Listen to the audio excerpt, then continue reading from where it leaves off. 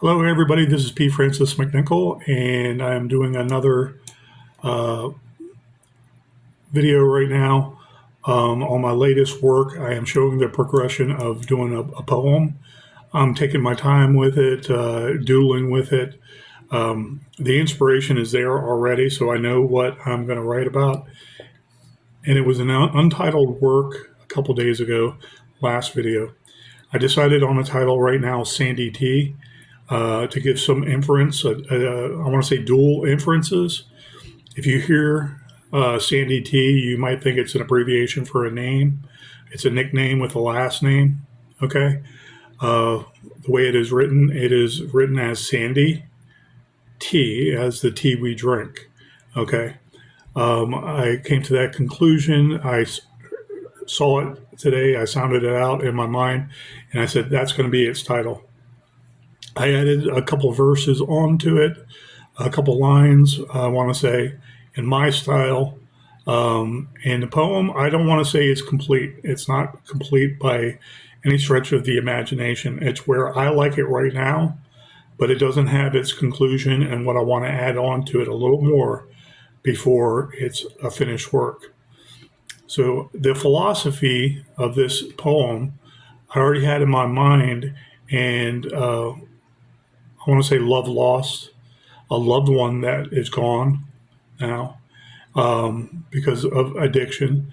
But there was also different generalities like scenes that we all are used to seeing and enjoying, like the desert, the painted desert, the seashore and the beaches, the jungles, the mountains, the valleys, the open plains, so on and so forth. So there's some commonalities I'm tapping into for inspiration, and I'll elaborate more after I do the reading. It's total inspiration is basically that, but there's iconography that helps build that. So the writer and the reader are basically on the same wavelength, so to speak, culturally speaking. So I'm going to get into it right now. It's called Sandy Tea by P. Francis McNichol. A sweet lemon slice with a smidge of sugar pinched or poured. My lovely flock of larks in a burst sunrise abhorred. Crystal ball eyes moisten, leaving me through the smoky gusts of falling leaves of what was meant to be. And I reach for just one lonely leaf. Lovely, the sun raining sand on me in your open arms of grief. That look, that face, that lasting memory of me and you, and all the smiling devils in the details too. But a lasting regret in pleading a need pales when an arm bleeds, a needle's last demon seed. In a bright blue sky never first, defiled child, wishing sundials loved in reverse, I drowned in your curse.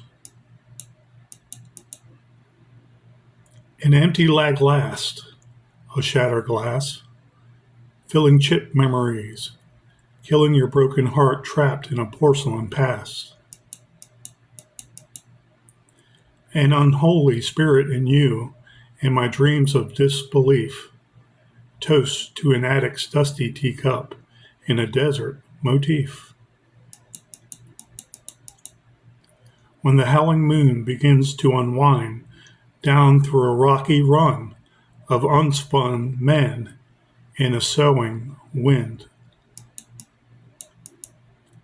There I will be in mizzling puddles of solemn dis-ease, the bleeding breezes in a suffering tease whispering.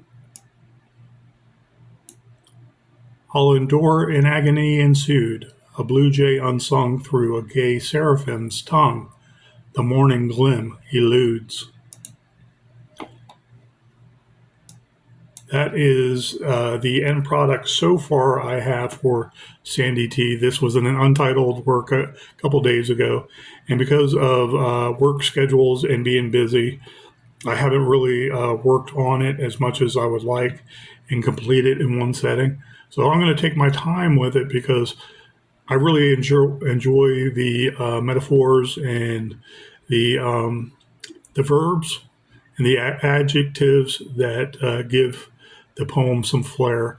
And I wanted to discuss this because this is the second video now, and like this little series, is the iconography involved in the desert motif, the theme of the desert, or the theme of the jungle, or the seashore and the beach, or the valleys and the mountains, what have you.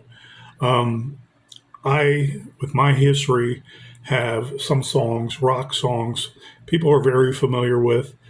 Tea in the Sahara from the Police, really eerie sound, really lovesick song, sad, eerie, ghostly, where a pilot stops by some oasis in the middle of the desert, and he meets two women. They're sisters. They may be twin sisters. I don't know. I don't remember right offhand. But every time he returns, he brings jewelry, and they're in love with him, and they have a menage a trois. But there was a time where he doesn't return, and so it's like, what happened to that long lost airman? Okay, kind of like the long lost sailor. What happened to him? You know, he's visiting a foreign land and visiting his love, and he doesn't return. So is he lost at sea forever? What happens to her heart? Is it torn up? So on and so forth. Well, that song itself is memorable in my history, and I love that song. Okay, there are other songs too about the desert, like a Neil Young song, what have you. Okay, we're reminded of westerns taking place in the deserts, more recent movies about the deserts. You might think of The Hills Have Eyes 1 and 2. Okay, and I was thinking of that motif. I was thinking about that theme and inspiration from deserts in general, because there are many people lost in the desert that never return. And if we imagine the sand blowing over them over time, they disappear. Or did they die in the desert because of dehydration and they did not have a proper burial, but their bones are scattered with the wind? Okay, all these metaphors and euphemisms and what have you. And so it's iconography in my heart and soul. And so I'm spurred on by that. And do I want to better something than a great song? Yes. As poetry itself, I want to try to better something in my medium, so to speak. Okay. And so that comes to mind often. And do I want to stay there all the time? No, but we all love parts of the desert. And then there's mystery in that desert. So it's an ongoing plot. And we can have different twists and turns going in that plot, taking place in a very iconic and beautiful desert, like the painted desert, so to speak. So that's in my history. And I came to the conclusion of the title when I was just sounding out words this morning. I want to say just a little while ago when I was reproofing what I put on my phone onto the screen and making sure they're the same, and whatever I copy and paste is going to be the same online. And I sounded it out. I was like, Sandy T. It sounds like a name. Okay, like a lady's nickname, Sandy. Okay, might have blonde hair. And T, is that the initial of her last name? Or is her real name like Teresa or something to that effect? But the actual word is Sandy. Okay, like sand at the beach or sand in the desert. And tea, the tea we would drink. Okay, and I wanted to give that impression that the tea is not good.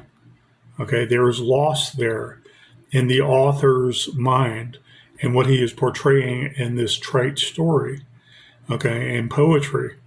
And so some of the words since the first video pertaining to this work, very few I had to change or I worked on. I misspoke when I was doing the other video, and I said the word hull instead of crystal ball eyes. My apologies for that. It had to do with the bold lettering in the font. And that was some corrections I made, polishing the first part, and I added maybe 4 or 5 lines since then. And I wanted to give that impression of being thirsty, being dehydrated, being lost in the desert, and there's nothing else. And your heart yearns for someone because they were the water in your soul. They were the ones who quenched you. Okay, and your love of life was whole because of an individual.